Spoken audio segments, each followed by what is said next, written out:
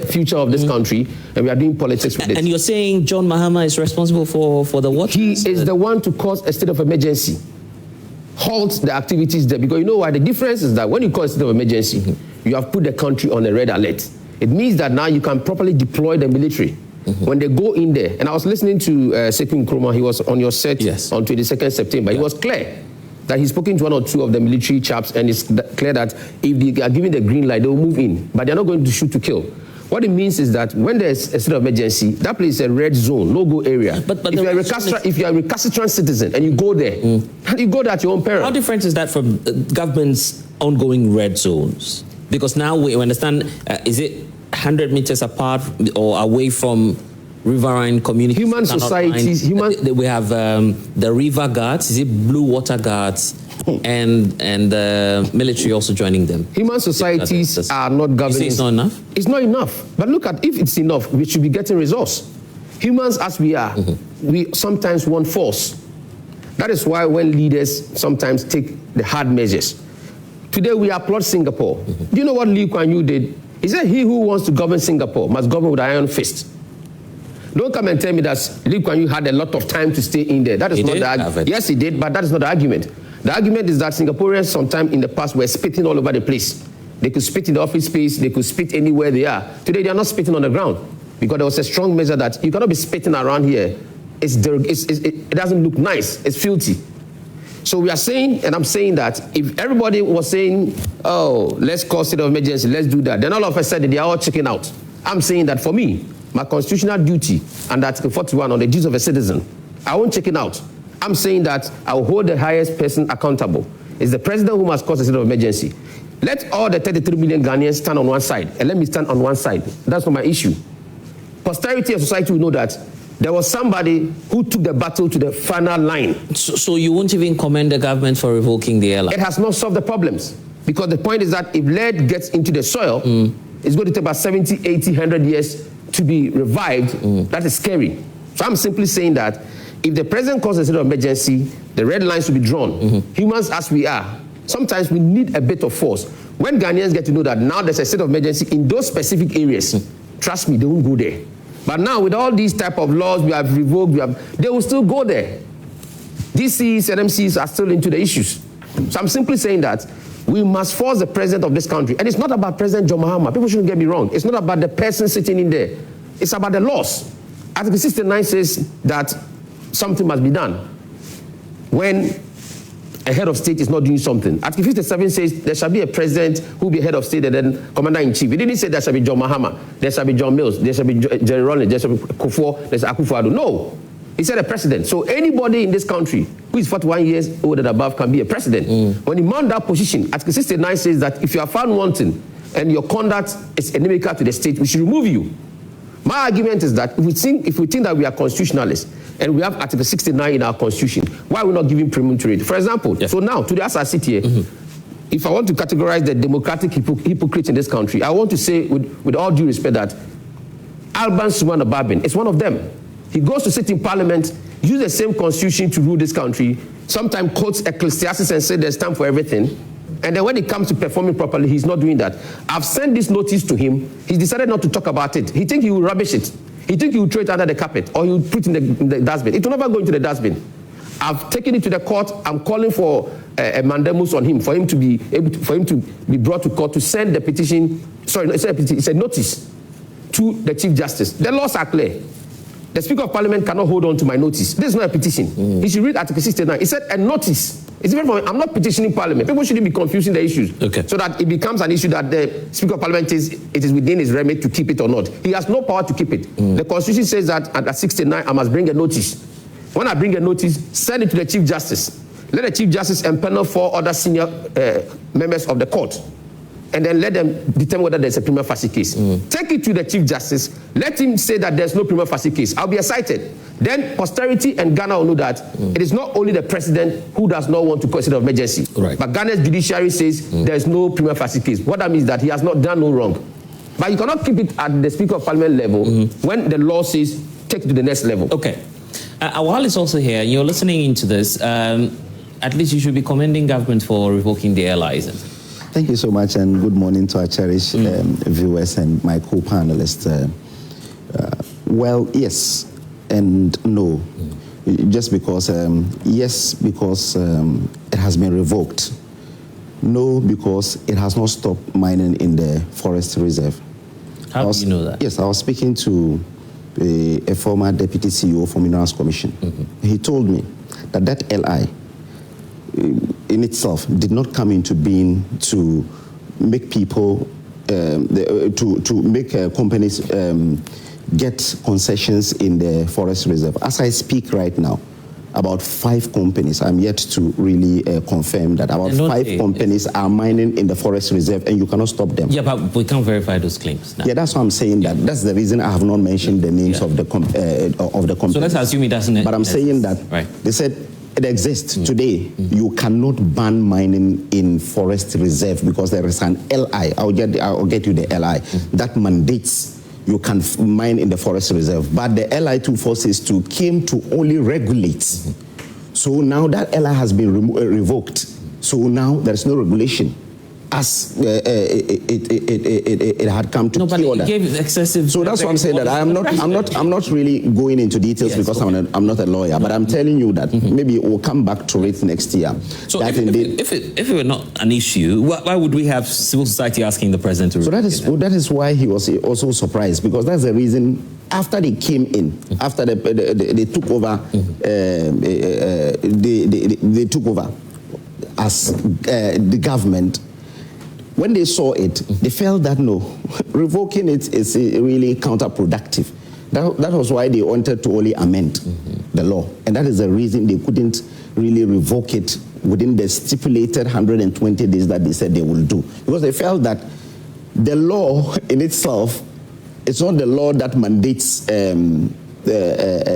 someone to mine in the forest reserve. The law that mandates someone to mine in the forest reserve. But the question I'm asking is if it were to be a normal case, we'll have civil society mounting pressure, asking the government to revoke it. A lot of them are lobbyists, not really doing the work of civil society. Oh, really? Yes, a lot of them. A lot of them. That's what they do in this country. Today, you don't believe civil society? A lot of them, I said, I believe in civil society, but a lot of them are lobbyists. Especially the ones doing they get monies from people to do their advocacy for them, and that's what they are doing today. Look at the lithium deal. The civil society held us, strangulated us that we should not go through with that deal with 10% royalties. Today, the same civil society are mounting strong defense. For 5%. Are they not lobbyists? But it was withdrawn and then consultation. I'm saying that they have also relayed it in Parliament with 5%. Is it 5 so those civil society people, are they for the country or they are for the companies and the government? Or is it for 5 or 11? 5 now. You are saying 5. I'm saying that it has been removed. It has been beaten. It has been really reduced from 10 to 5. Prime Minister well, it's a sliding scale, is it? What is sliding scale? I think now they say they are taking it to 12 or something. Sliding what is called sliding scale? No, they are not taking it anyway. It's 5, but they are saying that the more it goes up. Yeah. With what is sliding scale? Common sense should tell you that the thing is 100%. We are supposed to take 90%. They are supposed to take 90%, we take 10%. You said Ghana is we're being handed a raw deal with 10% royalties. Today you are telling us that 5% is okay, you are defending it as well. My point is that the government said they will revoke the license within the airline within the 120 days. They were not able to do that. Pressure came from civil society and the media and the opposition. Then on the 3rd of October, they held a meeting at the office of the president. Then after that, he said they will revoke it. From October to December, it took them like 2 months to also whatever the case is. Whatever be the case, it's better late than never, because at least they said they will revoke it and they had revoked it. But I'm saying that from the information I am picking, there are still about 5 companies that are mining in forest reserve, and you could not also stop them. I'll get the information. I'll get the information. Because when you say these things, people are watching us and they're asking. So that's what I'm saying, that because it is something out if you're not sure. Yes, you see, that's my advice. I said The one I spoke to is a deputy CEO. I met him only yesterday. Yeah, just yesterday. Former deputy. Yeah, former deputy CEO. He's no longer in charge. Yes. I'm saying that I met him just yesterday. Yeah. And we had a discussion because of this program. Yeah. We had a discussion. He's a former. Yes, he's a former. He's no longer there. Yes, I said he's a former, a former deputy CEO. So that's what I'm saying. So would you rather trust official sources?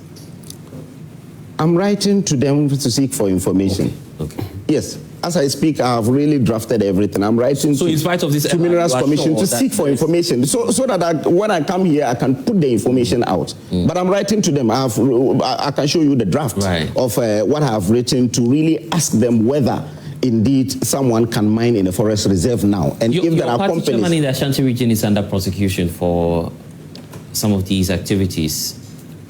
Are you following the court case? I've been listening. If you're following, you know that the government is losing the case.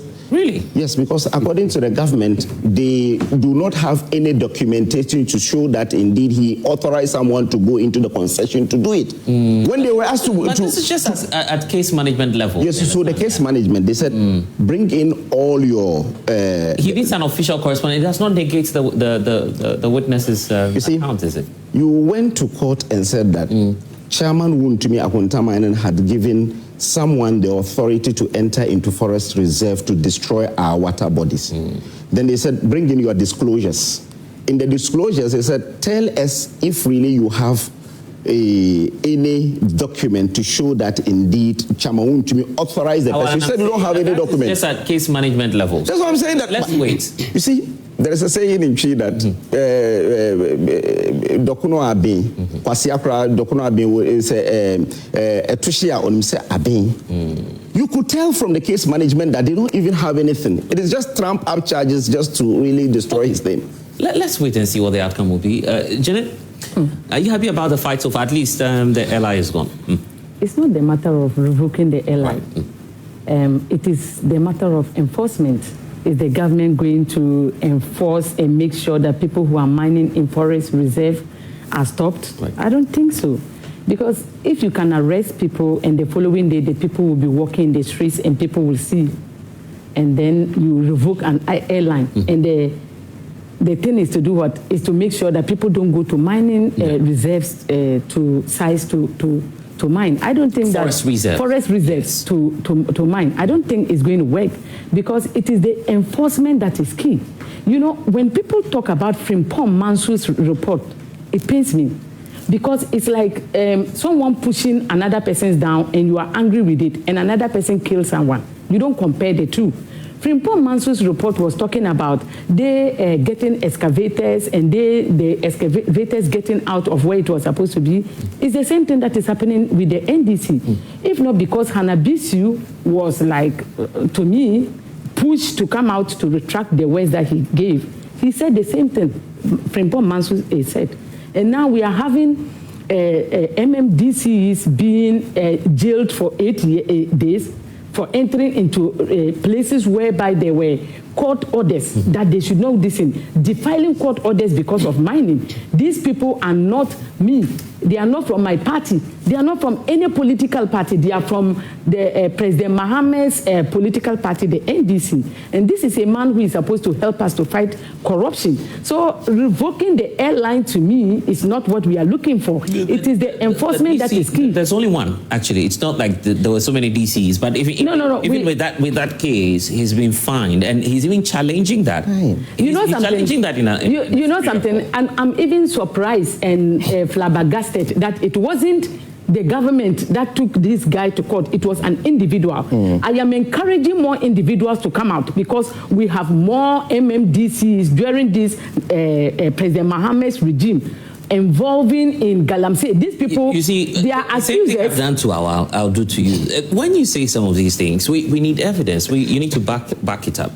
No, there's saying only that one, and that's why I'm telling you there's only one we have on record for now. But even that, He's challenging the fine. But we also have, is it Agona or something? He's not challenging the fine. Coming out to tell President Mahama that our member of parliament is a galamseya. He is the reason why we are having problems with water in our own constituency. Help us. I'm saying that people have pointed fingers out to President Mahama's appointees, has pointed fingers out to President Mahama's parliamentarians, has pointed fingers out to the national executives of his party that this is what is happening.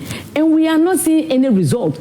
The truth is that the state of emergency would have helped. I don't know why people think that mining... It is the only thing that can help. Yeah, because when we put state of emergency, nobody can go to those red areas. Exactly. So whether you are MC, then we know who is a man or a woman to go there. Exactly. That is the we are joking too much in this country. That is the only solution. Because why am I saying it is the only solution? You are talking about mining in forest reserves and water bodies. But that's not all. Even mining in our farmlands, it should not be encouraged. Now you go to the market and Kontombre is 20 Ghana cedis for one, because people don't have farmlands to farm anymore. They have taken all the farmlands and now they are using it to do galamsey. So if you are saying that you are bringing an ally and the ally is just to make sure that people don't mine in forest reserves and water bodies. This ally, we must be fair, was introduced by President Akufo-Addo. You know something? It is not about even the ally. What I'm saying is that the ally should not be our decision. What about mining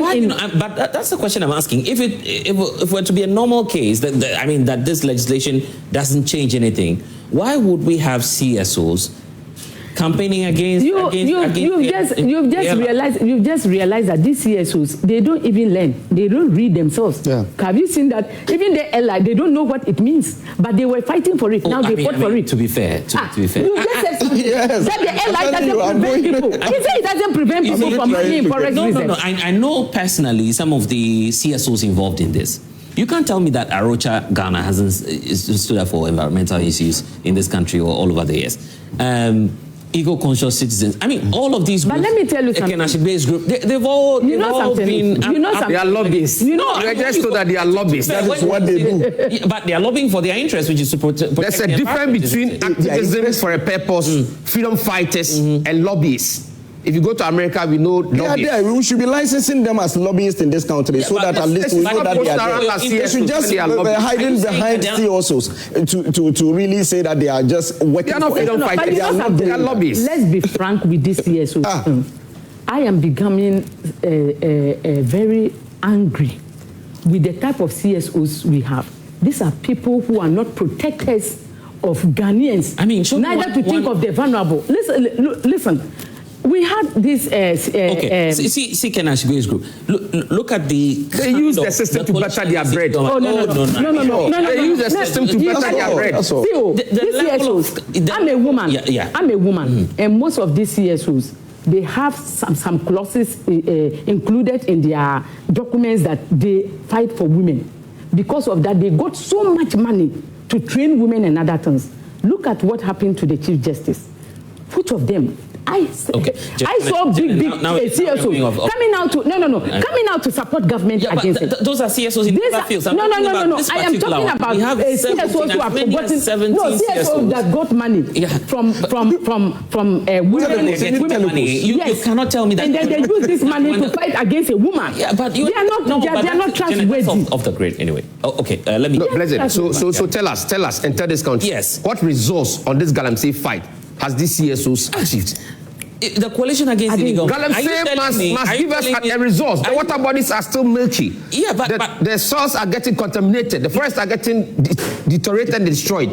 You are backing them. Give us a tangible resource. This so-called Galamsey CSOs the LI 2462. It's a classical example. It's not the matter of the LI. The people. These are matters of the that we are looking for. Let me hear. We are looking for the enforcement, not this LI. Let me say good morning to your viewers. I think this is a very serious platform, and I'm not sure that it should be an arena for us to be making mere conjectures and suppositions and accusing people of things we cannot ground in any substance. I think it's is highly condemnable, because if you want to speak to the issues, I think you should have your fact, speak to things that will convince the average listener that indeed you are speaking to something very concrete, but not just mere conjectures and what you think is the case, which may not be the situation.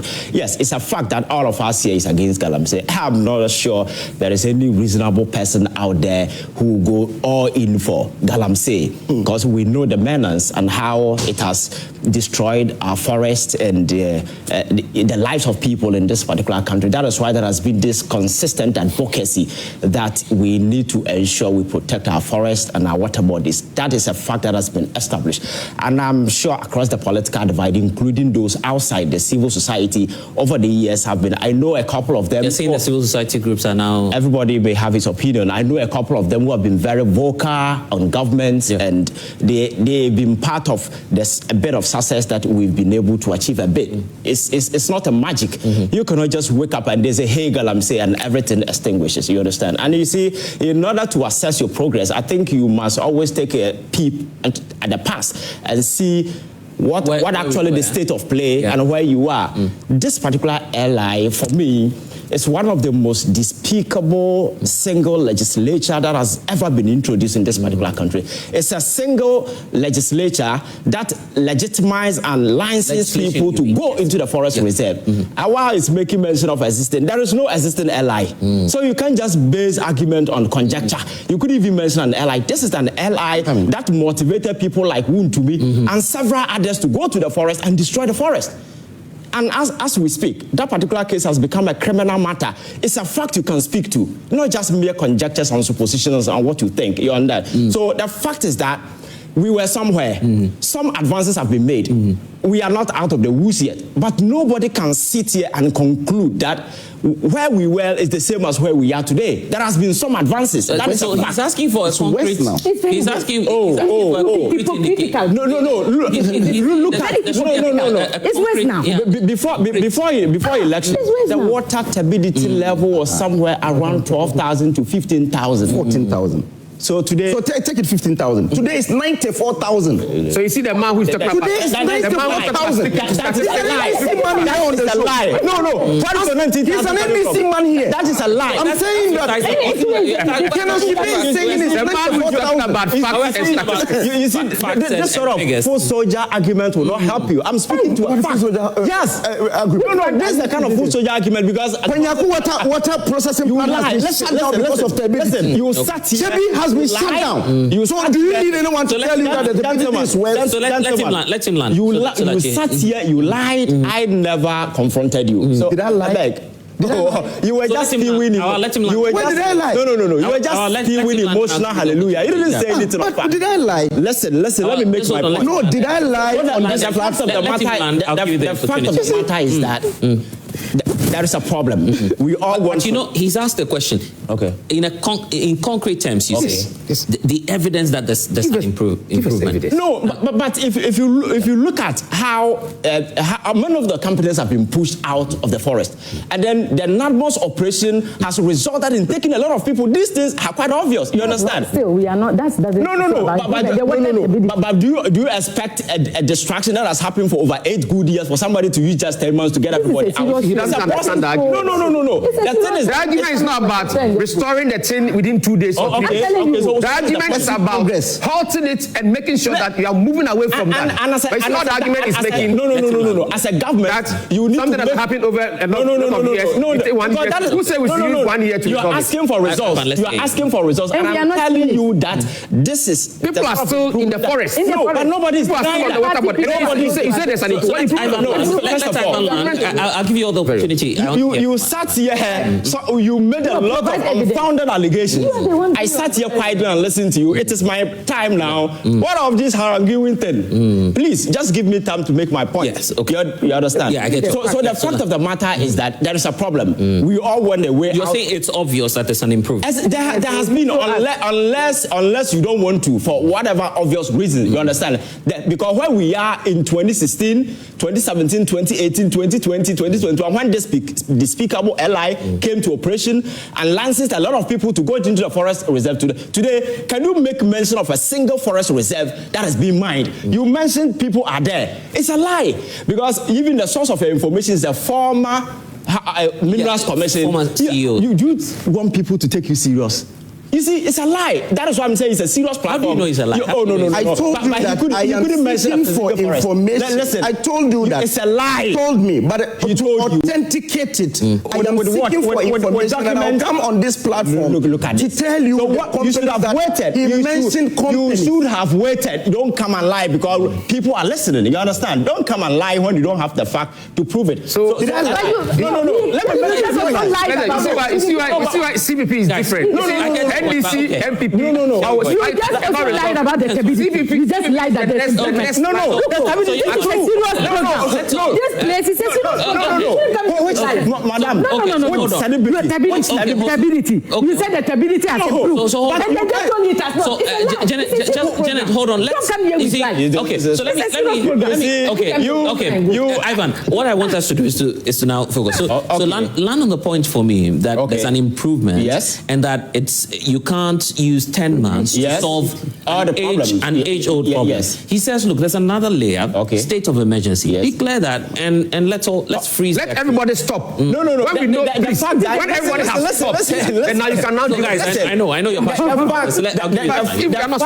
fact that you are suggesting state of emergency. It's not I'm suggesting. Listen. Article 31 is not suggesting. Article 31 mandates. Council, I'll come back to you. This is what you're going to do. If nobody will speak on this platform, let me make it a point. I'll give you the time. Yeah. If they don't say I'm going to no, do, let's nobody will speak on this platform. Ivan, let's go on. I can do that. No, Ivan, let's go on. No, you said I'm suggesting. No. I'm saying that if you are going to harass me, nobody's going to speak on this platform, and I can do that. Let's go. Okay, fine. So my point is that the water stability level that he mentioned is a lie. That has to be put on record. So don't rely on his lies. So we'll give you the time to provide us that figure. So tell us the figures. Tell us the figures. Okay, so guys, state of emergency, yes, it's one of the options available. Okay. And the president has not waived it outrightly. His point is that, yes, state of emergency can be instituted. But the fact is that there is a way we can deal with this problem without necessarily going into using the state of emergency. And that has been demonstrated by designating all the forest reserve a security zone, more or less like state of emergency, because you cannot go there. If a place is designated as a security zone, it means is that as an ordinary guy, you can't just wake up and go and do mining. And for me, that is an improvement. So let us not sit here and hypocritically seek to suggest that nothing is being done. Yes, we may not be out of the woods yet, but there has been a significant appreciation. That is what, because the mere fact that and that's why he's saying you don't have a scientific basis. No, what's scientific basis? And I am saying that the operations. All of you. You should use an argument in its own context. Let's not cast insinuations. Let us sit here hypocritical. When I was making my submission, I went straight and made my submission. Don't be using words like because of what he said. Stop that. That is why we are. That's why we are coming. You know what? I am not going to. You know what, guys? Ivan. So they're saying you don't have. And I am saying that you see the improvement.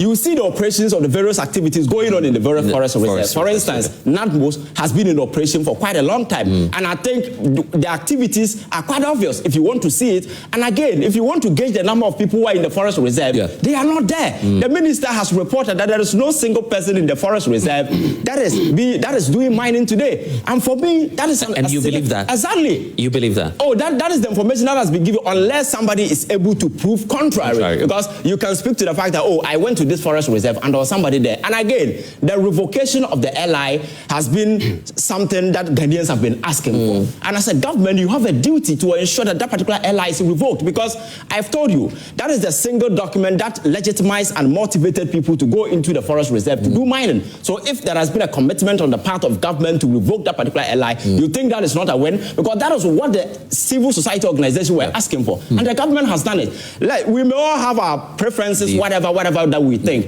But the fact that we need to state the obvious and not seek to, for whatever reasons, seek to suggest that nothing is being done. I'm saying that, how do you call it? The spirit. State of emergency it's an option we can go for. That is quite obvious. That is undisputed. But the president who has been given power to run this particular country thinks that he can use other means. And this means when they become ineffective, then the state of emergency becomes a last resort, because the state of emergency can be declared and people want to defy, they can still defy. You understand? Okay. So I think let us state the fact and move away from all this emotional kind of argument. Do you have any questions for any of the individuals? Just 1 minute for constitutional clarification. You see, we are educating the people. If you sit here and say that people's views, and then that's what you see, that is where people are getting the argument wrong. I have not sent a constitutional document to Parliament on views. I've gone there on constitutional provisions. State of emergency is Article 31. It says that anytime a person or a group of persons carry out activity that seeks to put the lives of a certain community or the people in the community in danger, as against their necessity of life. Water is necessity of life. The land, the forest. The moment that comes in, our Constitution 1992 says the president... Yeah, but you must trigger it based on information. Yes. So don't try to say that people's opinion. That is why I want to clarify that. It's not about opinion. Okay, it's about... So here's the thing, and this question will be for you just before I bring into that. If we had a government that even banned small-scale mining at a point, and yet we came back to the same heightened levels of illegal mining, what else would state of emergency change? State of emergency changes the dynamics. How? It is where a red line is drawn. I said that in my earlier submission. Yes. That when you put in, for example, you've declared military zones. We ban an entire sector, small-scale sector. It didn't work. How is it different? Designated security zones are not under Article 31. It doesn't matter, but it's been enforced. So you are saying constitutionality doesn't matter? No, I'm saying... we are looking... That is why you are arguing differently. No, that is why we are here to argue, not to communicate. That's what he does. That is why we... Let me just... I just want the listeners to know that I am dealing with constitutionality. You do your argument... Propaganda. I'm saying that that is why we have a question for you. Options available. Yeah, let me get that. All right, thank you very much. Blessed. The truth of the matter is Galamsey is an existential threat and has long damaged our environment. And it is one of the things that we should never play politics with. That is why I am very much disappointed in some of the submissions that are ongoing on the floor today. And the fact is that, Blessed, we have all witnessed the lack of commitment of the previous government in fighting this Galamsey menace. And so I find it hypocritical if anybody stands here and refuses to acknowledge the tremendous impetus by the President John Dramani Mahama, the Minister of Lands Commission, and NIMOS, because Blessed... Lands Ministry. Lands Ministry. Blessed, as we speak today, over 1,000 excavators, body earth-moving equipment have been confiscated. NIMOS, has, together with state security, has arrested over 1,300 people in just a period of 9 months. And clearly this shows the commitment of the government to fighting Galamsey. We have long allowed, I have been on this platform with my brother Awal, and we have been on this platform. This gentleman comes here to bring speculations and a lot of propaganda. And Blessed, you allow him to walk away with propaganda. Awal is saying that about five companies are still mining in the forest reserve. Yes. And he has failed to provide the names of those companies. He has failed to provide it's not verifiable. So if Awal, Blessed, I am putting it to Awal for him to maintain his credibility, for Ghanaians to trust what he's saying. I'm giving him 24 hours to come out with the names of those companies and to provide it for Ghanaians, for the sake of public education. Awal, you owe Ghanaians. I think we owe Ghanaians that information. We will not allow him to work out his propaganda. And the fight against Galamsey, I'll come back. It is obvious that the government is putting in effort. So I will only say that let us commend the government and let us join hands together with the government so that we can make this better. He's promised that he'll give us the names. So in 24 hours, I'll be very excited if he come out to provide a list of the 5 do you have the companies. Names? Are you checking for the names? I'm even checking the LI, the law before, because I mentioned two things. I said there is a law that still mandates. We'll be interested in the names of the companies. I'm coming. I said there is a law that mandates people. Even today, if you're invited by national security or say NIMOS to assist with the names, are you willing to? I'll even mention the names here. But I'm just asking. Hold on, I'll just mention the names here on this platform before we end the show. Right. Okay. Yes, I'll mention the companies. Right. Yes. Okay. Yes. Thank you. I want to say this morning that I find it difficult, really, listening to Ivan. I think next time on your flyer, don't put a political activist.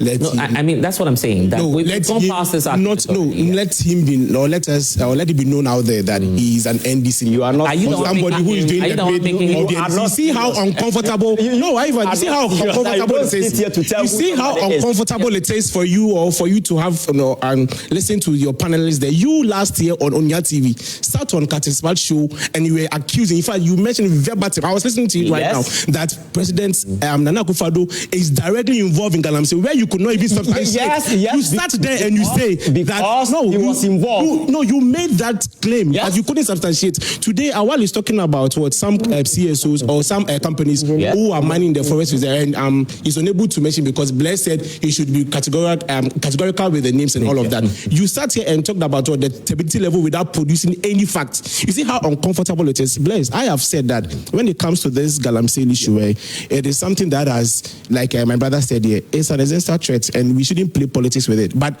let's not be quick, to make nonsense of what the previous administration did. Nana Akufo-Addo or the previous government, we also, what NIMOS is doing, we saw that with Operation Vanguard. If the president a year ago or some years ago banned the, all forms of mining within a year and a half, and we saw the water levels were being cleared, or we saw some kind of positive results coming from that thing. And you say that today, we calling on a state of emergency wouldn't yield any results. I think it's very hypocritical on the part of Ivan, and he should bow his head down in shame. Yeah, you are not. He should also. You are not serious. So Bless, whatever the government is doing, I'm coming. You are not Bless, whatever the government is doing today was done by Nana Akufo-Addo or the previous government. Are you sure? And what was the result? What was the result? So a year and a half, we saw that the water bodies were cleared. We are all in this country. There are videos to that effect. Both Channel 1. No, it is public. My name. Channel 1. Yes, if you are interjecting even the. I'll give you. But I'm just confused. Why did you? No. If you address me, I will address you. I'll give you. You see when he insulted us and we wanted to this. Just calm down. It's okay. Just hold on, guys. You want to attack people and you don't want to also receive back. No. So you see, I am not surprised, like I said, by his position. And you see, like I said, whatever thing that is happening now was done same. And I've come here on several times and I've told you that, Bless, we saw the ex-Akufo-Addo government was constitutes the Operation Vanguard. People were like arrested at Galamsey, said excavators were being burnt. We saw the implementation of the water gas. Is there anything different this government is doing? No. In fact, if there's anything to consider, the President Muhammad told us, or even we have we have appointees of these governments in the presence of the three Sams, Sam George, Sami Jemfi, and the others, telling us that any serious president can end Galamsey in 2 weeks. It is a year, and what are we seeing? They should bow their heads down in shame. And all that we are saying, that Ghanaians are going to give you that maximum support, but you cannot rubbish the efforts that was done by the previous government and this particular airline that is being done. Let's be clear. It does not in any way stop or face Galamsey. The president needs to come out with clear-cut lines or cut lines to let us understand how they're going to solve this particular issue. Today we have the DC of Etiwa being fingered in Galamsey, and in fact, a few weeks when they came into government, the NDC's secretary in Kumasi, that is Mr. Joseph Yamin, was being fingered in Galamsey. We had the affairs national chairman also being fingered in Galamsey, and these people are there and they want to rubbish the efforts of the previous administration. I think like it is public evidence. This thing is out there. It is out there. No, this thing is out there. They were fingered in there. It is out there. Alleged. Okay, it's an allegation here. Okay. Okay. Guys, can we calm down this morning and then make the points, because there are people watching us as well. Ivan said this is a big platform, and therefore when we come, we should speak with evidence. And just a few minutes ago, he said that if you lie, we won't allow you to lie. That's what he said. Yeah. So if you lied, I won't also allow you to lie. Now, this is Ghana Broadcasting, 31st August 2024. Ghana GWC, that's Ghana Water Company Limited, attributes water supply challenges to Galamsey activities. Now, listen, about 60% of the catchment capacity is cited due to illegal mining, compromising water quality. We currently recording an average turbidity of 14,000 NTU. Today, 2025, it is 94,000. So and what's your evidence for the 94,000, by the way? Oh, Now, this is my evidence too. Yeah, because this is Star. This is Star. Challenging his figure. This is Star FM. Yes. Turbidity level of water bodies alarming, well beyond threshold for treatment. Lance Minister. The Lance Minister. No, I'm talking about the 94,000. Yes. Okay. Right. Sorry. Apologies. The 94,000 is on the website even of Ghana Water.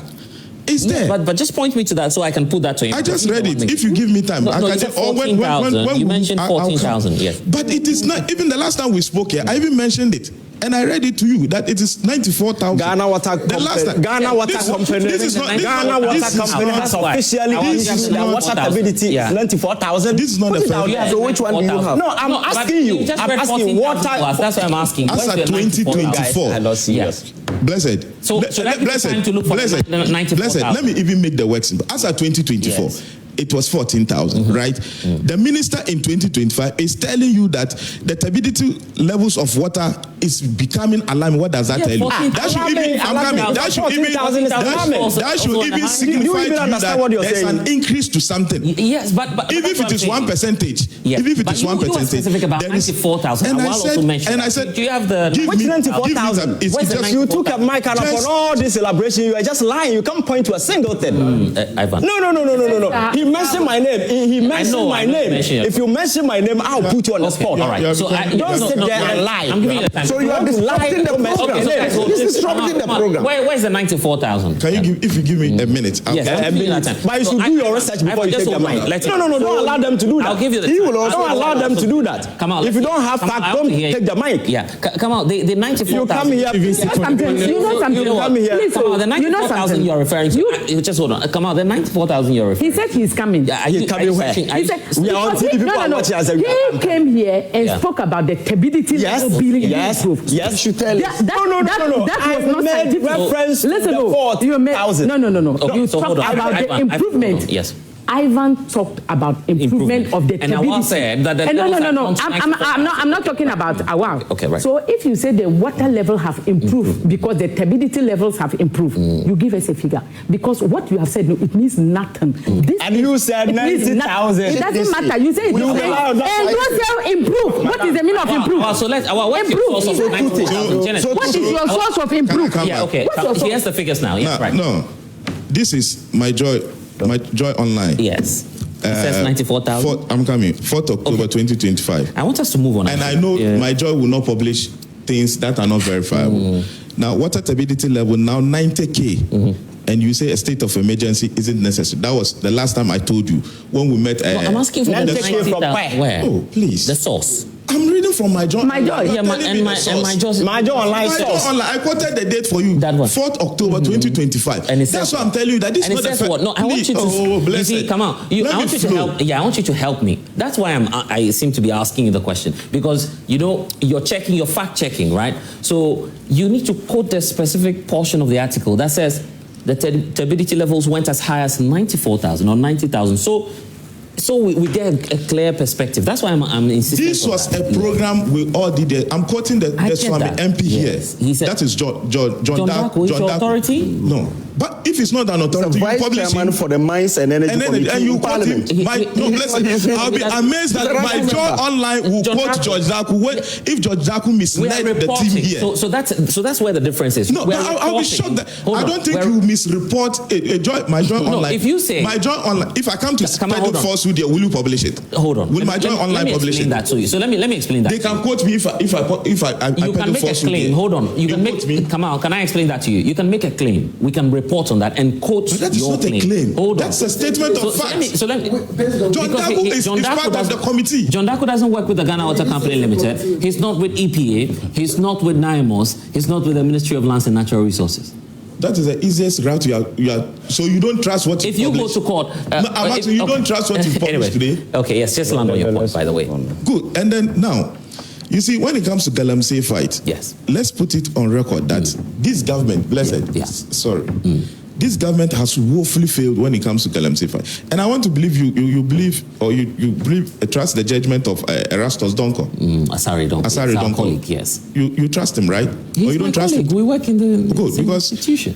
He's saying on Jason Sem on Adum TV. Okay.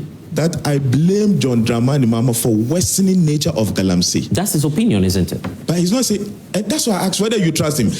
When it comes to the fight, a journalist who is following keenly on the fight of Galamsey, nobody surpasses your colleague Erastus, don't you? He's won an award for that. It's good. repeated. So it tells you that he's an authority when it comes to writings or following up on Galamsey issues. You agree with that? And he's saying that the Galamsey issue is getting worse under this government. It's not improving, no. So when it comes to issue of Galamsey, we shouldn't come and sit here to try to play around it as if we are seeing some remarkable.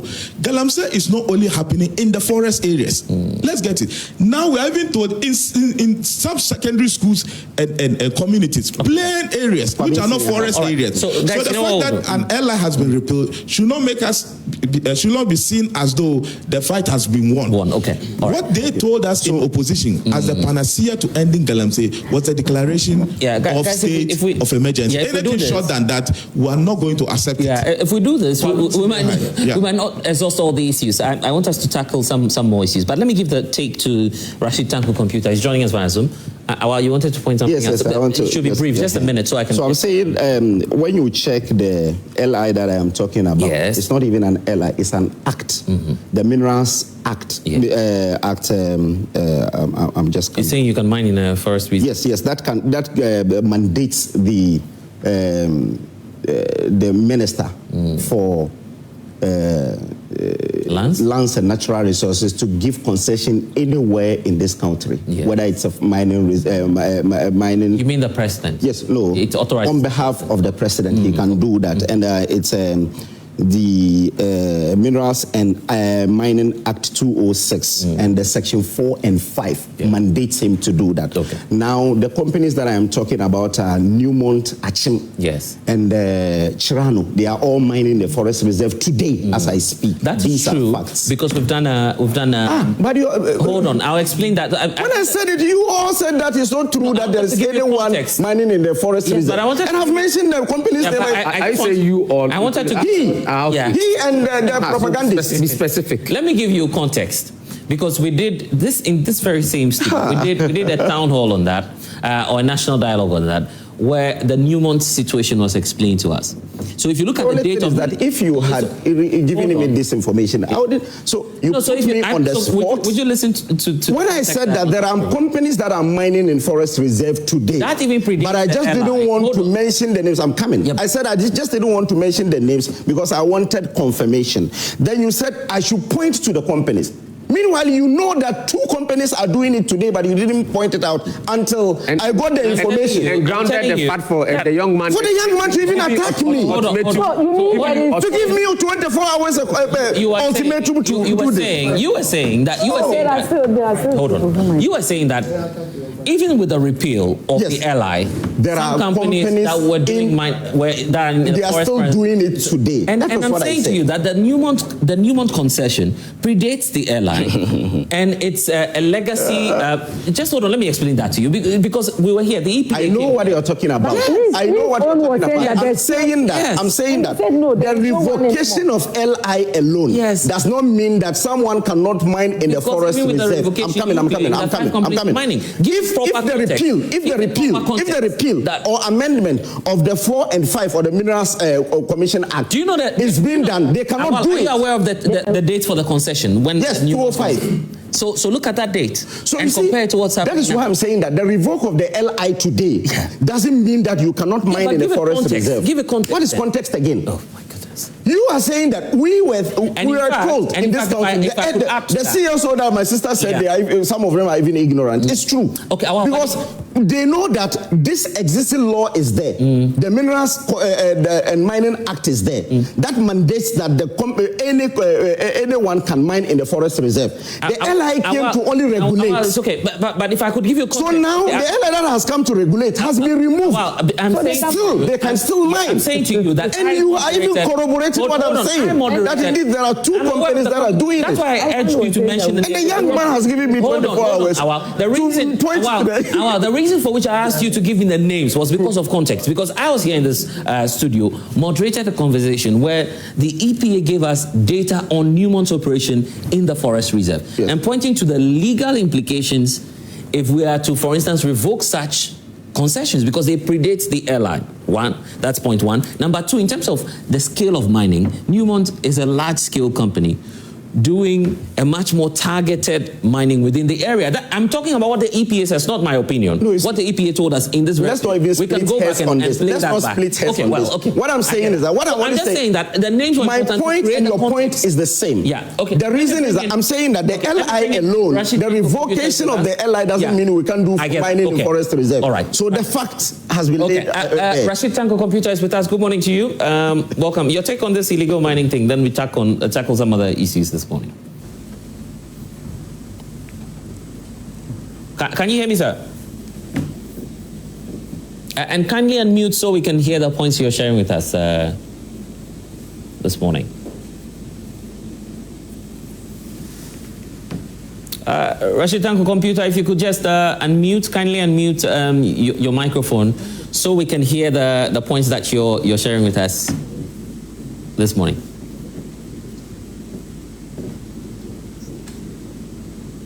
We seem to be having a challenge there. Okay, let's move on. Let's start on corruption. Corruption is a big matter this year. OSP Ken Ofori-Atta is still in the mix. That's the latest point at which we are. Council, let me start off with you because Ken Ofori-Atta, we understand, has hired special lawyers, very tight lawyers, good lawyers, we understand, according to the Attorney General. I wouldn't say I believe the AG because if I say that, Awal will come after me. So that's the claim. So that's the claim of the Attorney General. Come on, do you believe the Attorney General? He says Ken Ofori-Atta has hired some lawyers. You don't know whether.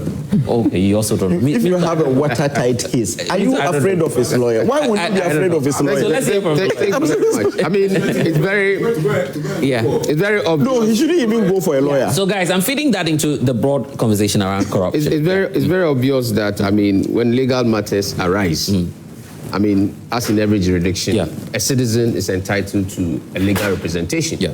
So that shouldn't be news. And I was even surprised that the Attorney General of our country will bring that into his discussion to create some bit of euphoria or something, because he should know that the man will be represented if there's any legal matter.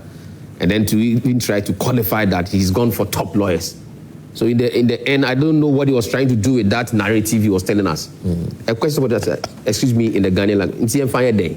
So I'm top lawyers. You see, so it's like the man who has something to do, instead of staying focused and getting us onto the trajectory, goes around there, we'll be talking about the gray areas, red herrings, things that are, when it comes to logical reasoning, these are things that do not really matter to the discussion. Tell us what you are doing to help bring Ken to this jurisdiction.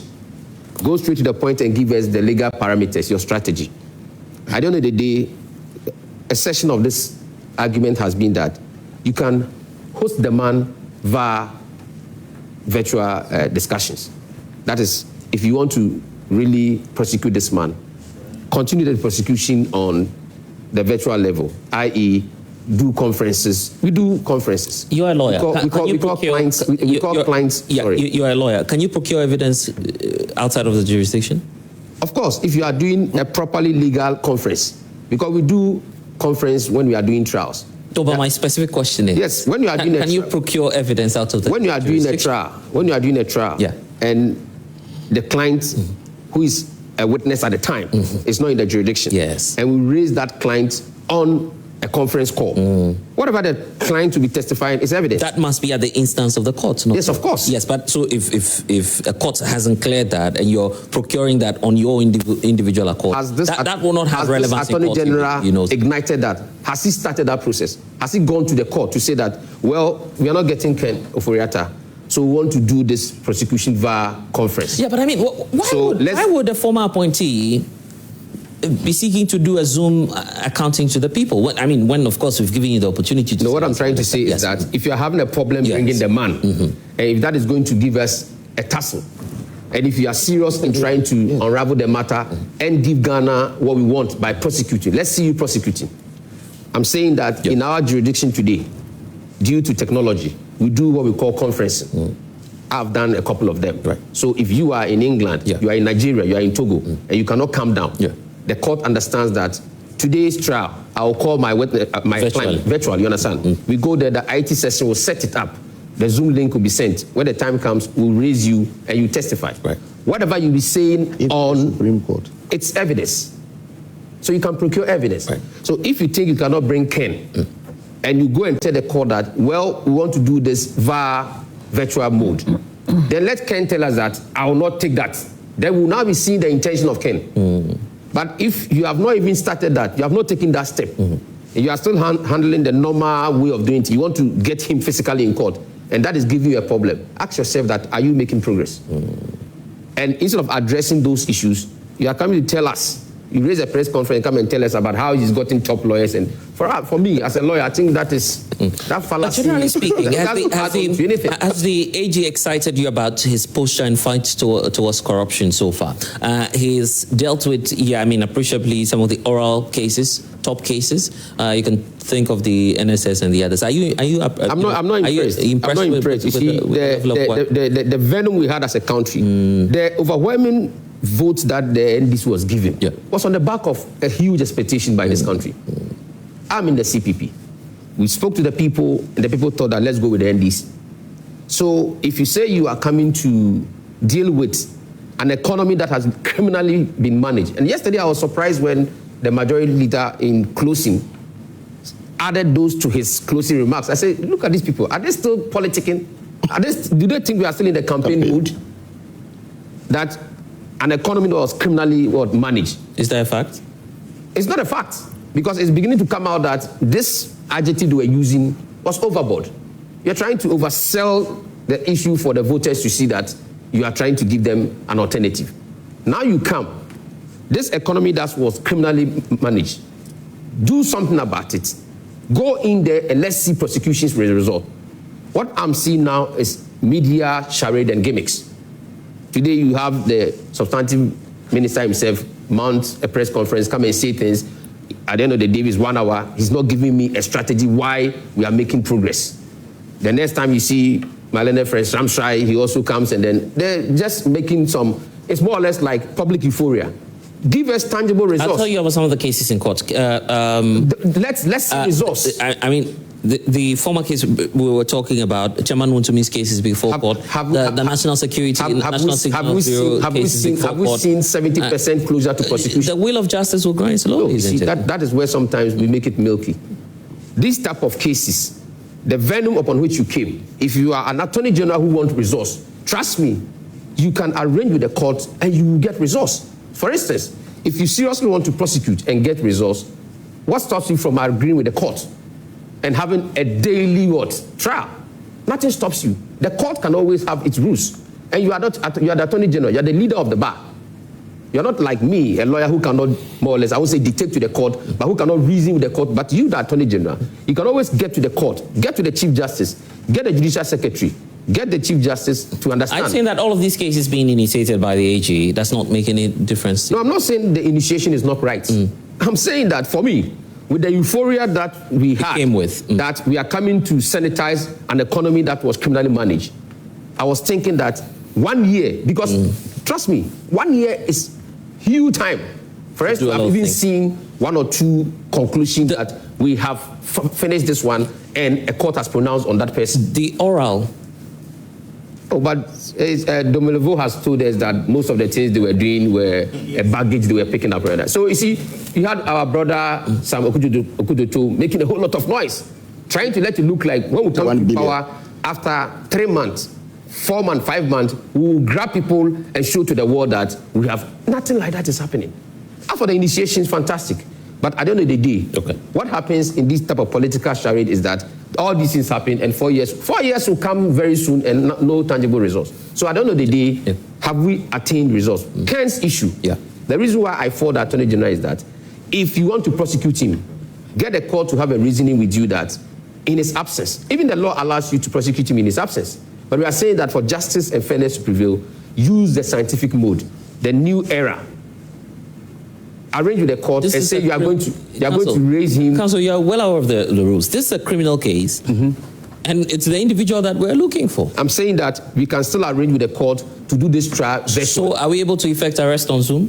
When we get to where there should be an arrest. Now with the extradition, I'm not trying to arrest. Are you not then giving? No. Giving the individual. The trial is different. The trial is different. I'm saying that. I get that. You take him through the trial. Yes. Let's see that every day or 2 days, 3 days. Yes. Ken's court date. He's in court. Yes. Whilst we are raising him via Zoom, they can even telecast it. I'm telling you that can you effect arrest on Zoom? No, that is after he's found guilty. He's not guilty yet. I get that. But don't go to. You educating the people. Don't go to the arrest. I'm saying that it's a process. The arrest is a possible outcome of the trial process. No, he can be in court and still decide not to speak. I know that. But I'm saying that the arrest is a possible outcome of the trial. No, so, what you are not doing is that all the complaint as a country, we are complaining that we are not seeing anything. Yes. Now, from the trajectory you are moving to, now you are moving to issues of arrest. I'm saying that to help this country to understand that the AG is doing something, let the AG ignite the process by the virtual mode, where we can see that Ken's trial has started. Okay. Ken will come to court. Where is he coming to court? If it's on Zoom. If it's criminal court 4, if it's criminal court 4, the date will be there. The court will sit. So the judge will sit. Attorney General will be there. The accused person will be raised on Zoom. I'm not saying it's new. It's not new. Even the Supreme Court in 2020 raised Rojo Metelunu on Zoom. But that was, and he gave evidence. That was not a criminal trial. It doesn't matter. It's a trial. It's a trial. So it's a trial. That was an election petition. No, is it a trial? Is it a trial this country is looking for? Or we are? That was an election petition. Or we are okay with the excuses that? Counsel, you know the difference, and you know the implications. No, the difference. There was an election petition, and there is a criminal trial. Please, there are two different. Please. A trial is a trial. There's a civil trial and a criminal trial. Every trial is a trial. Yes. I'm saying that as a country, all this expectation we are putting on the Attorney General, is it a trial? Is it a prosecution that should start that we want all excuses and justification? Okay. And I'm saying that if we want to prosecute Ken, the Attorney General, if you want to be seen working, he can use the conference mode trial system, where Ken Oforiatta has a court date. When that date arises or comes, they go to court. The parties are in court. The judge will call the clerk will call the case. Attorney General will be there. Then Ken will be raised on Zoom. Then Attorney General will start the trial. Let's see that he's starting the trial. But these excuses and these other issues, it's not giving us. What's Ken hiding from? I mean, he's now hiring lawyers. We are told by the AG. I mean, if you were a former finance minister of this country, one of the longest serving. I'm not saying he's the longest serving, by the way. Is the longest? No, Kwesi Boche. I mean, Kwesi Boche. No, Kwesi Boche didn't do 7 years. Oh, but he's from been the longest. PNDC. They add all from PNDC to. So he's been. We'll check, but I think in the history of the country. Okay, whatever the case, even if it's the longest in your view, then why is he running away? I mean. Okay, so before that, let me just give this analogy. Yes. You have your players from Kotoko going to play with Real Madrid. Then your key defender is saying that, hey, I'm going to play with Mbappe. It means he has conceded defeat already. Because our Attorney General is telling us that he cannot even win against those lawyers. He hasn't told you. I'm even so up. But if you hold a press conference addressing the nation and you're telling the nation that the man has hired top-notch lawyers, you expect him to just go for any lawyer so that he can lose. The overarching intention of this government is to put Ken Oforiatta to jail. That's all they want. Because even his defense, they are questioning the kind of lawyers he is picking. Can you imagine this? Let me just Someone is going to court on a trial. Just a minute. Then you are telling him that no. Rashid Tanko Computer will be coming to you shortly. So just be on standby for us. Yes. So I'm saying that you are putting someone before a trial. The person goes and gets his lawyers. Then you are addressing the nation, telling the nation that he has gone for top-notch lawyers. It means you can't match them. If Ghana is going to lose the case. If Ghana is going to play Argentina and there's Messi in there, it doesn't negate his standard. If you say that is why if one of the world's best players. If you have your watertight case, you're not afraid of any lawyer. Why will you even talk about his lawyer? If you have a watertight case that you know that you'll be able to really get conviction, why will you talk about his lawyer again? Present your case. You see, this government will not be able to do 5 successful prosecutions. 5. Looking at the snail pace that they are going on now.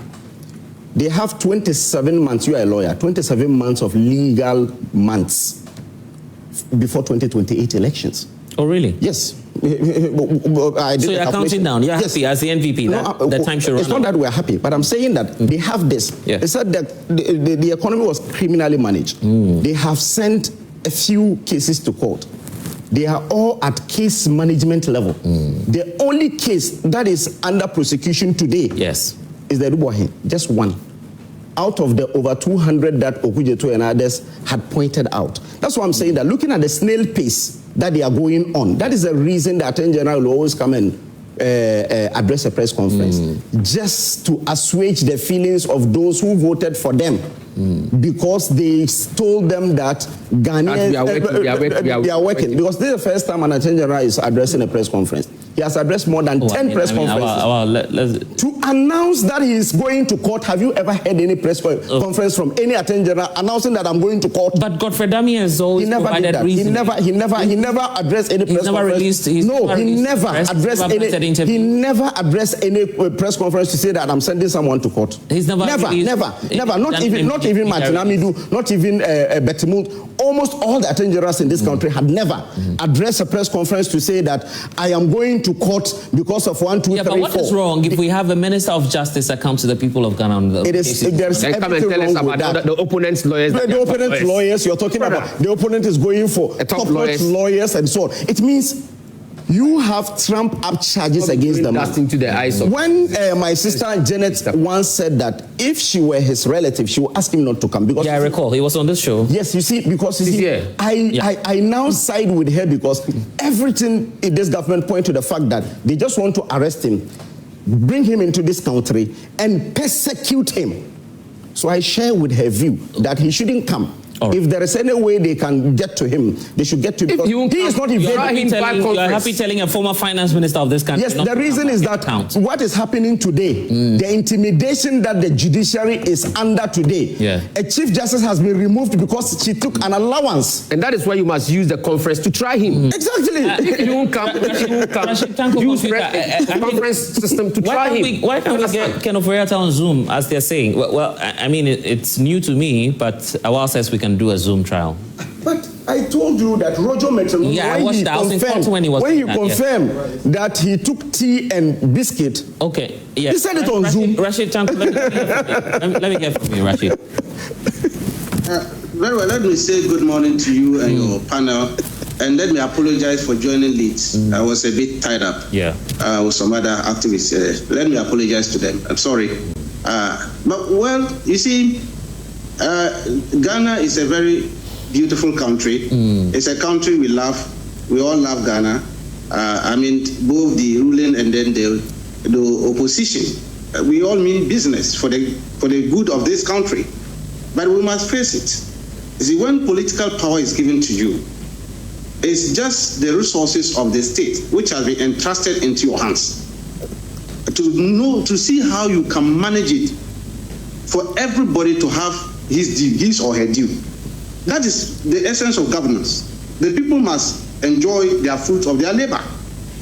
But when the resources are given to you and you dissipate it, you misbehave with it.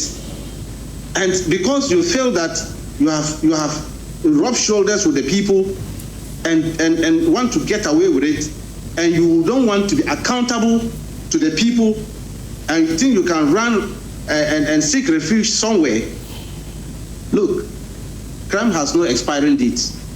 That is one thing people should know. We will make sure that all those who have dissipated state resources will be brought before the law court. Lawyer, and to face justice. Yeah, lawyer Wayo Ganamanti is asking why the Attorney General is telling us that someone has gone in for top lawyers. He feels it's just part of conceding that, look, you don't even have a case in the first place, so why would you go ahead and be announcing all of that? You see, governance is about getting the people along with you. Let them know what is going on. In fact, there is a clarion call across the country that we must bring down the former finance minister to face justice. Because it's a serious matter.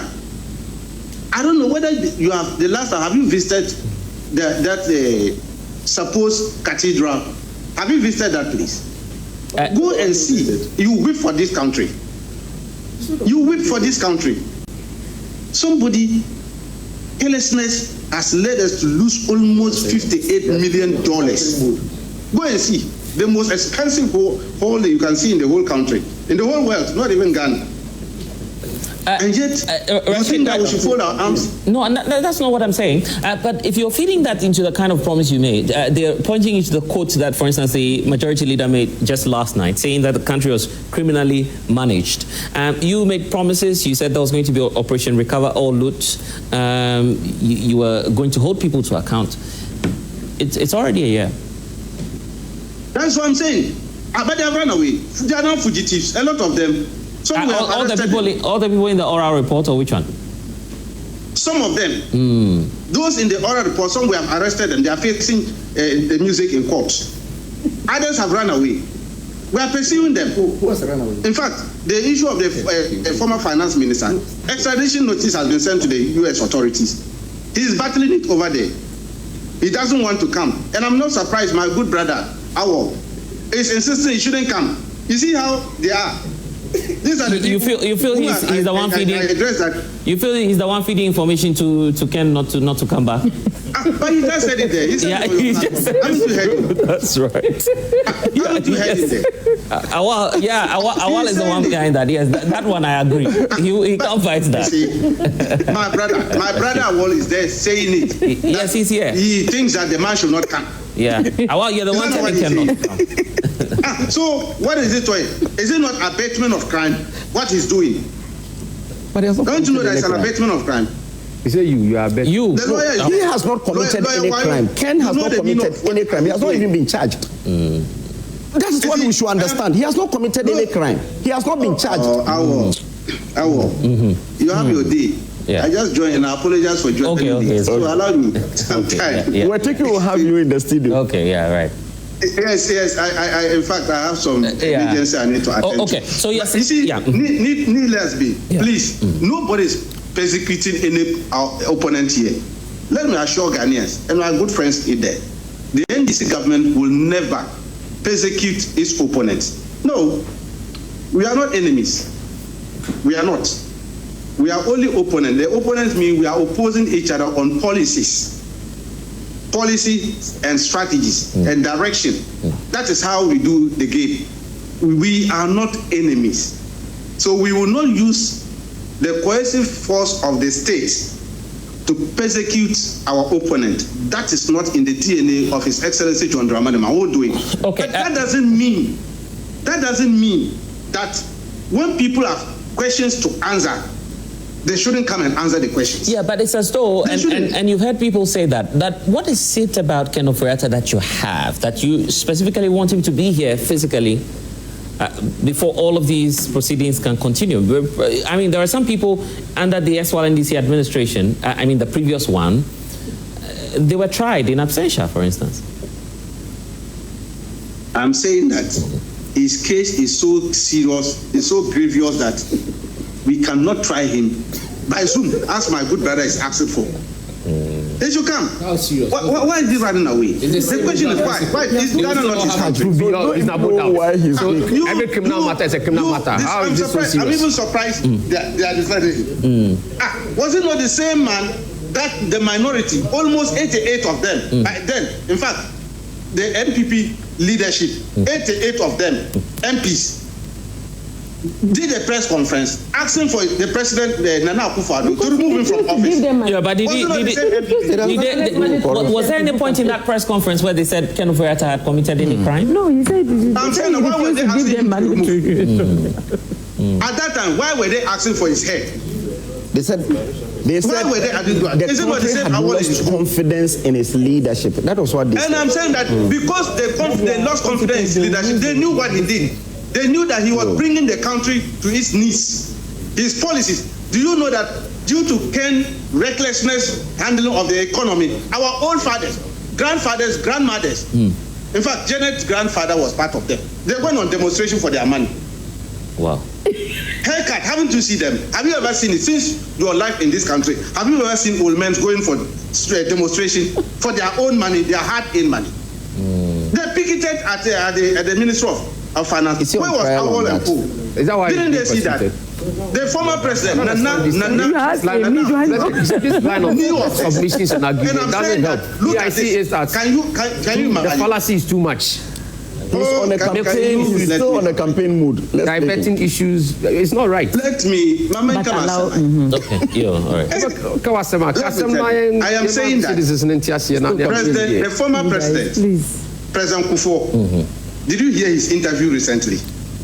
Did you hear what he said?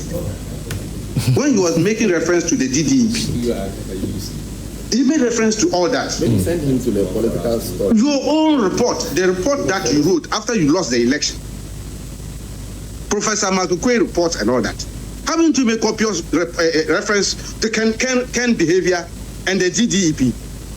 What was it meant for? Now they made reference to what was it meant for? Now, so all these things that we are talking about, it's important. I am saying that we are in office currently. The NDC is in office. All right. And we are monitoring and seeing things. It has given us enough warning that look, if you misbehave with state resources, tomorrow you face the music. Okay. It's not for you. Yeah, all right. And we've heard that from you. Must make sure that the people benefit from their labor. I agree. They must benefit from it. And then now that we are seeing this, I entreat Awal and his group, please, they are not being persecuted. They should come and answer questions. They were given the mandate by the people, and the people are asking them to come. Okay, a lot of accountability questions here. Because of these things. Okay. And these are the things we are talking about. In another case, you spoke about Galamsey. Let me just land on that one. We promised the good people of Ghana that we're going to repeal the airline. We have succeeded in repealing the airline. Campaign promise has been achieved. Okay. We promise and we deliver. And I'm saying that, my good brother Awal, that thing has been repealed. Nobody can go near forest cover or water bodies to do. Okay. Anybody who tried it, they will see the force that the NDC government unleashed or touch. Rashid Tanko, nobody is going to do that. Yeah, I get that. Because of time, let's hear from you, Ivan. And I come to I think that watching from afar, I'm very much enthused about the flame in Ghanaians demanding for accountability. Because it's quite an obvious reality that Ghanaians want to see the back of criminals who take advantage of political power to plunder the state, suffer the consequences for it, so that we are able to establish the conventional red lines that going forward, politics is not an avenue for people to come, steal, make money, and then go away. The whole essence of governance is to ensure that we provide and secure the welfare, the collective welfare of the people, so that we can advance economically, socially, whichever aspect. That is the whole focus. And on this particular AG matter regarding the many press conferences, I think that if you look at Attorney General, he has a dual role as an AG and as a Minister of Justice. And as an agent of government, you have a responsibility to inform people, let them know the state of play. Because governance, more or less, isn't some kind of a shrine where few people go in, do things at the blind side of the people. You need to let people in to understand what is happening. So with the many press conferences, I think it's a way of letting the people know the state of play, how proceeding. Because over the years, people have complained about the fact that they are very often left in the loop regarding some of these things. So it's a way of clearing the issue for people to understand that this is the state of play, this is what we are doing. And regarding the extradition of Ken Ofori-Atta, I am very angry that people are not pissed that Ken Ofori-Atta has decided never to come to this country. But now we are washing the blame. In fact, Janet was here some time saying that it's very she will advise Ken Ofori-Atta and their family that don't allow the man to come back. And it's very shameful and very embarrassing to sit on TV and make such pronouncement when somebody who has been accused of having committed crime to come and answer for his crimes. You may be exonerated at the end of the process. If you know you've done nothing, I don't know what is preventing him from coming over to this country to answer. Because your insistence on staying will give credence to the fact that you are guilty of what you are being accused of. Initially, he started by playing the I am sick card, and the benefit of the doubt was given to him. He wrote a letter on several occasions to the special prosecutor, giving him tacit assurances that he will be coming May, he will be coming. Now, we've gone past all these dates. At this point, people are not talking about he's sick because many people have seen him trekking on the streets of America, which means he's a bit stable, whatever. But I am not sure. I'm a nurse. I know people who are immobilized, people who cannot move. You understand? His situation is a bit different from. So if Ken Ofori-Atta is not afraid of anything, I see no reason why he should not, because even the former President Akufo-Addo is in the country. Dr. Bawumia is in Ghana. Has he been prosecuted? Has anybody taken anybody to jail? You understand? So you see, let us build confidence in people. Well, I just told you he doesn't see why you be saying, well, he's hired top lawyers, he's free. No, it's by way of... And even trying to call for him to come. It's not our duty as citizens to worry why he wants to get out. Really? It's the duty of the Attorney General to prosecute a man who is being... And see that is not what the law is. We don't know why he's not coming. Yeah. Why is he afraid he doesn't want to come? Okay. Is that the issue? That is the issue. He has as a former... Please, can I'll give you the as somebody who has been entrusted public duty in this country, don't you think he has a moral obligation to come to this country? That should be the start of the argument before we start blaming others. He has a duty to come to this country. So the fact that he's reneging on that particular duty not to come, that is a conversation we can When the man thinks that he comes and you are coming after him. Oh, coming after who? The man is weighing his interest. No. I am come for you to come after me. I am coming after who? Come after who? If you know you've not done anything, who is going to prosecute you? We are not living in a banana republic where somebody can just be bundled and thrown to jail. Yes, we are in now because there is someone under trial who is now 3 months. What is the meaning of this? Because of bail condition, he has been in the bail. And so yes, what? he couldn't meet a bail condition. An accused person for 3 months. Has it happened in this country before? Attorney General must do his work. Attorney General must do his work. Okay, let's Ivan land. Let's Ivan land. Yes, please. So an accused person is the fact of the matter is Ken Ofori-Atta must come on his own. Refusing to come. Yeah, the Attorney General that is why the doesn't come in the next 4 years. Extradition is very, very important, and that is why the process have been activated. And you see, I went to social media and I saw a certain trend. Yeah, guys, Ivan has the floor. I went to social media and I saw a certain trend. No, I saw a certain trend. People were asking that Abu Trika and others who have committed fraud should be exchanged with Ken Ofori-Atta. But the fact of the matter is it doesn't work like that. Because if you look at the extradition treaty that was signed in 1931 between the British and then America, that was passed to us, which has been extended, the extradable crimes has been categorized. We have petty fraud, crimes like murder, other stuff. In that instance, it's a different thing. But when it comes to political and military offenses, you will need to go through a hell of a process to have a person extradited. America, the most powerful country on this planet, have attempted for several years to extradite Julian Assange of WikiLeaks, still sitting at the Ecuadorian embassy in the UK. They haven't been. So that's why Wayo is telling you that. Listen to me. Because you can't bring him. But let him land. Will you stop this? So let him land. Your own premise is telling us that you cannot bring him to Ghana.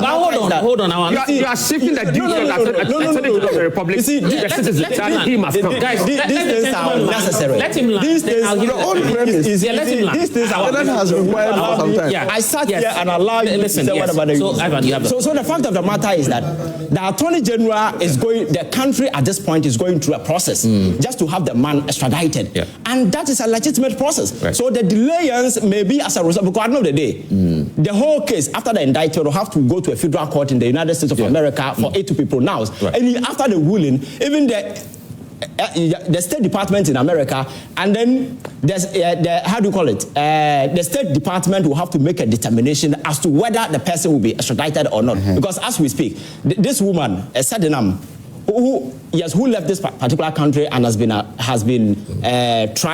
was tried in absentia. The processes have so far gone through the court process and everything has been done. Now left to the State Department and the DOG to make a final determination. And some of these things, because political matters are very sensitive, you cannot just say, hey, bundle them and bring them together. And so the process that has been activated is one of the ways the government can use to bring the gentleman back. But my point is that we shouldn't have gotten to that particular point, because he has a duty as an officer who was instructed the pairs of this particular country at the financial chain, the machinery, he was sitting at the center.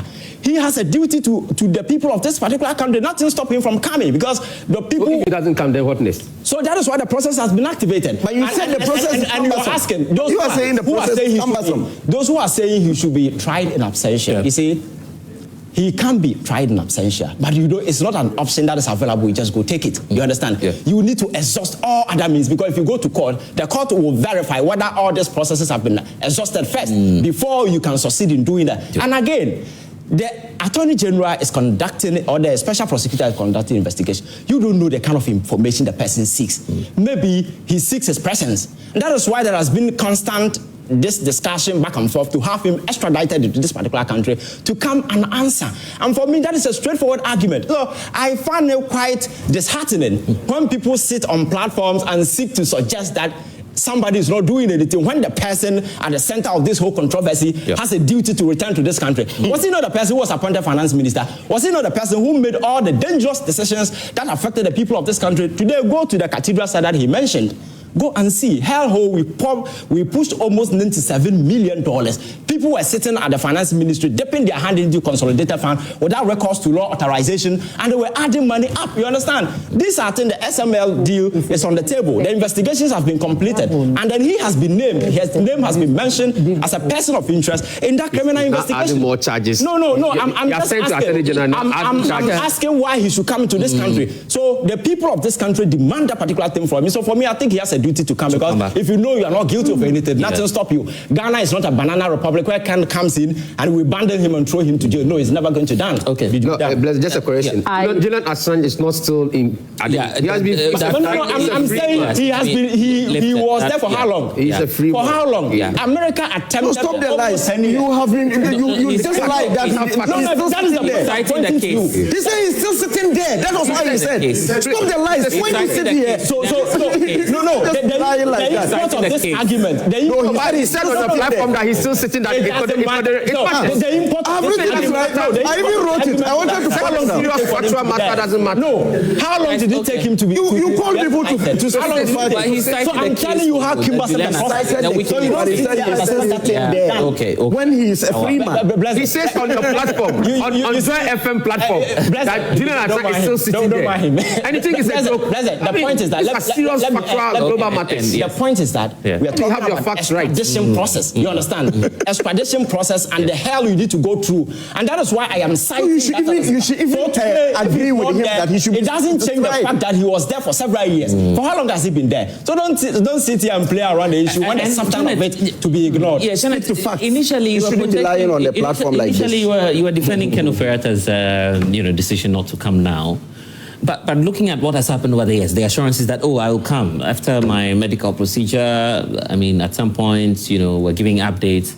Now his lawyers say, he's okay, but he won't come. No, at least the lawyer said he's okay, but he will not. I've heard Frank Davis say he's okay now, isn't it? But he didn't say he will not come. I listened to him also on Joy News. He didn't say he will not come. So he said he's okay. The only thing that was stopping him from coming was the sickness. If he's okay, then what's stopping him? So it means he's He didn't say he won't come. He said he is now stable. That he said. Okay, so he's now stable. I'm using Awal's word. So he should come back. So I still maintain my statement that with the way the NDC is trying to do, like they have a personal problem with Ken Ofori-Atta, and they are looking for him to be able to get a particular award. I don't know whether when they get him, they will get something. I don't know what it is. But then when you look at the way NDC they are dealing with Ken Ofori-Atta, at times it shocks and marvels me. Number one, the person told you that he wasn't feeling well. Then the person told you that I'm ready to give you a Zoom meeting because still. But you agree with the Zoom meeting, Janet? In total. What is wrong with a Zoom meeting? If I have a problem, number one, did Ken Ofori-Atta steal NDC any of their personal money? I'm asking. So it's not personal. You don't have money for Ken Ofori-Atta to steal. It is Ghanaians' money. It is not the 6 million people that voted for youth money. It is the 35 million Ghanaians, our money. Don't take it like a silver cup and carry it and be doing like you are fighting corruption when you have no moral right to even talk about corruption. the same Attorney General who is talking about Ken Ofori-Atta have been able to give nolli prosequi to people who owe about 10 billion Ghana cedis. Go, and you are pulling Ken Ofori-Atta for 1.4 billion Ghana cedis. Hey, Janet. Is that not it? Is that not true? So isn't it shocking that a particular Attorney General? We're talking about Ken Ofori-Atta's case here. Why are you comparing it to something? No, I'm not comparing to anything. I'm saying that to me, it is so. I'm being so. It's righteous indignation in my life that I will see NDC people doing like they have any moral right to fight corruption. You are not fighting corruption. You are those who shield people who are corrupt. The only reason why you are pulling Ken Ofori-Atta is because he's an opposition person. He's not a member of your political party, and this is witch hunting. If it is not witch hunting, take that Zoom meeting that he offered. Do your Zoom. What's the difference? Okay. So the difference is... Yes, if you bring Ken Ofori-Atta here and he does the meeting in person, how would that change from what you say on Zoom? So why are you not persecuting? Why are they not persecuting? That's the point. They are not interested.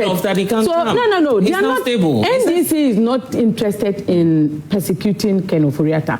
They want to use him as a euphoria to hide their incompetencies in Does the NDC as a political party? Please. Are you a member of the NDC? No, I'm asking if why are you jittery when they I'm asking if a political party can prosecute because please, when they were all talking, I kept quiet. You see, the problem is NDC NPP. That's why we are saying that. Yes. The next party Ghanaians should be looking at is the CPP. The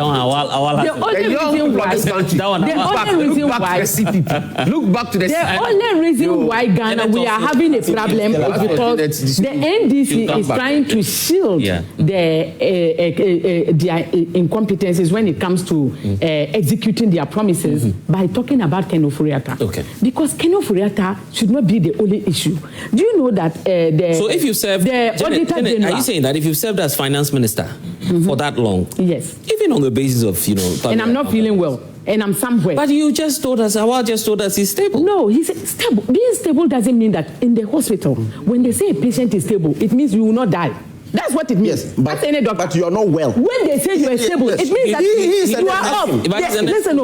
When they say you are stable, I'm also a health administrator. Look, in the health hospital, when doctors say that he's stable, it means you won't die. In fact, they have been able to manage. You will not die. They have managed to remove. You will not. No, the red line that would have caused you death, they have been able to stabilize that. Yes, maybe you are out of a critical condition. That is what I mean. So if it's not critical, it's not critical. It can now come home. But when they say critical condition is out, you can still be on oxygen. But that critical condition, you are out of it. Do you understand? So medically, when a medical doctor tells you that the person is stable, it doesn't really mean that the person can jump, can walk, can pick a flight and come over here. And more to the point, the NDC, is it something that is happening today? Is it like something that is spiritual? Do Zoom meeting. We Ghanaians, we are saying that do Zoom. And then they kept on saying that. And Ghanaians are saying that. I'm a Ghanaian. I don't want do Zoom for So we've had former President Nana Akufo-Addo tell his own appointees that, look, stay and account to the people. Yes, they have stayed. Those who have stayed, look at the treatment that is meted out. What treatment? And I heard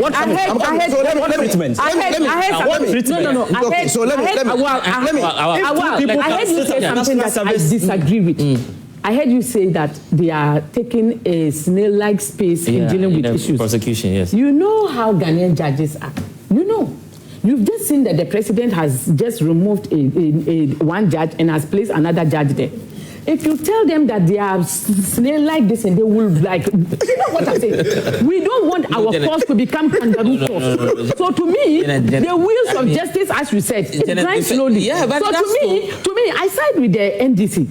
It's better for us to allow somebody to go scot-free than for us to prosecute somebody who is not a criminal. So let me just because we are in a hurry to do. I'm saying that. Let me just conclude. I'm saying that. We have 3 minutes to go. There are a lot of politically exposed.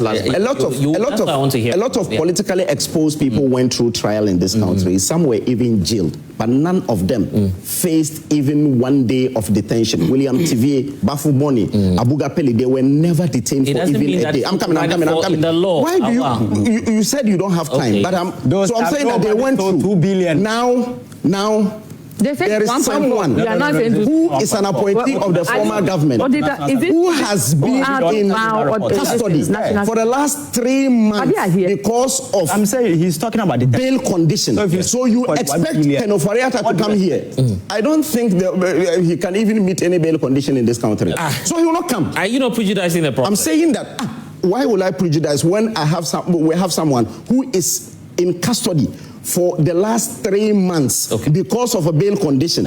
So today, they are using bail as a punishment for accused people. That's the reason. If he's a family member, you don't allow him come because he cannot meet the bail condition. Let us set the record straight. Nobody sit there and out of nothing just put a bail condition on somebody. It is based on the figure. Even you are talking about somebody. Collins Dauda what about Collins Dauda? 200 million. Exactly.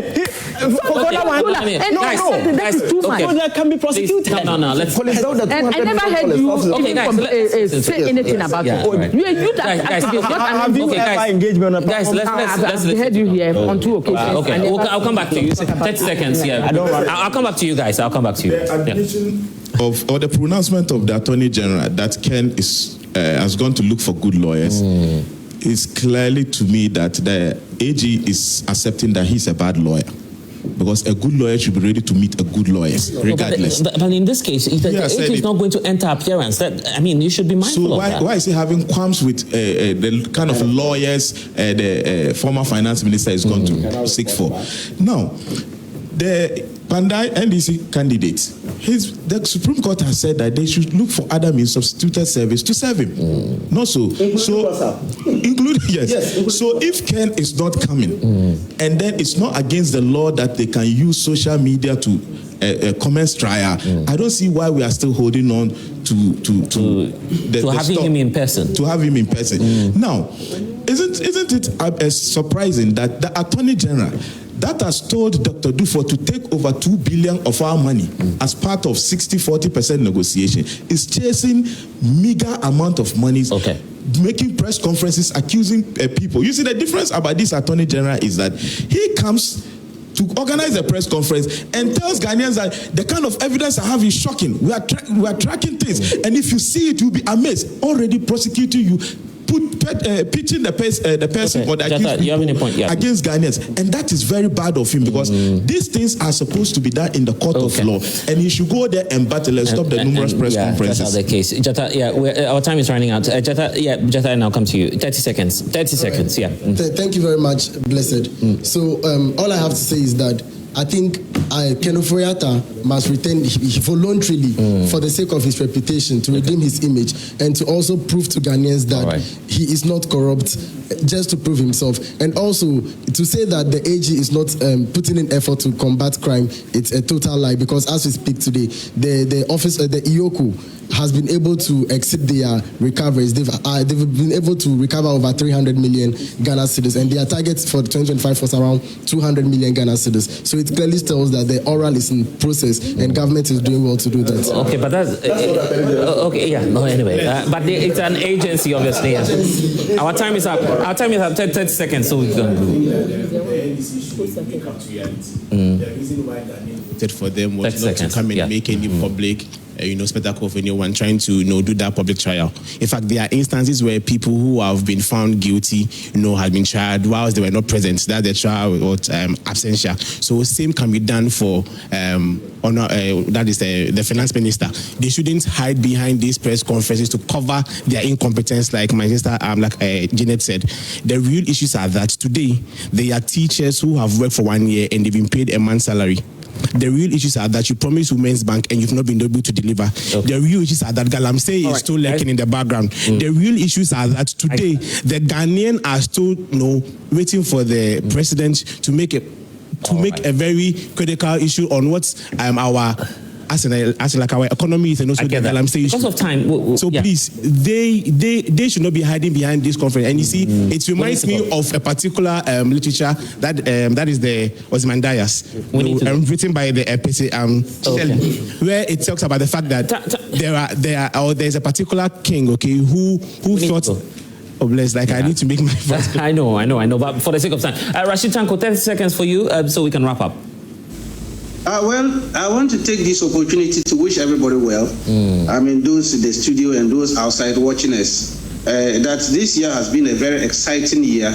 They've done a good job by bringing His Excellency John Dramani Mahama into power. Okay. And then we are going to make sure that we recover all the looted resources. We are going to chase them one after the other. For the looted one, those who have not looted, have we chased them? Awal is sitting here, my friend. We have not chased, nobody's chasing him. Because he has not looted us. Are you going to chase him soon? Are you going to chase him soon so that he can leave the country? No, that's what I'm saying. He's free. He's enjoying himself because he is not alleged to have looted anything. So nobody's going to chase him. But those who have looted the state, you see, my good friend talked about some teachers have not been paid and all that. It's because some people have opened bank accounts in their rooms, and we are chasing them for those monies. He knows them. If we are able to retrieve all these things, we have enough resources to pay them. I get that, Rashid. How can one person, you saw it under their regime, one person had all types of currencies in her room? Yeah, Rashid, thank you. These are the problems. Yeah, Rashid. And we are saying that we need to go. We will go up. Of course, we will go after them. Okay. And make sure that they return the loot, so that our brothers and sisters can be paid, who are working hard will enjoy their fruit of labor under His Excellency John Dramani Mahama. Rashid, that is what we are going to do. A few people you want to wish Merry Christmas. Maybe Ken Ofuriatta is watching you. You have a Christmas message for him? We want him in Ghana. We want him. He should come. We should come and we'll celebrate the Christmas here. Okay, he should come celebrate the Christmas. Yes. He should come home. I mean, the country, nobody's going to persecute him. He should come and answer questions. That's simple and short, straightforward. All right. No, let me wish the good people of Kanda well. I mean, are you still there? Very soon we'll be with them. Our teams are there campaigning.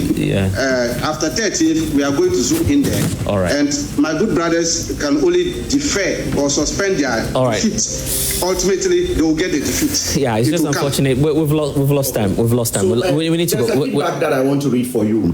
Bro, once this is the last show of the year, seize the opportunity to give the host a feedback that it is a nice program, but his interjections of NPP panelists is one thing that has been doing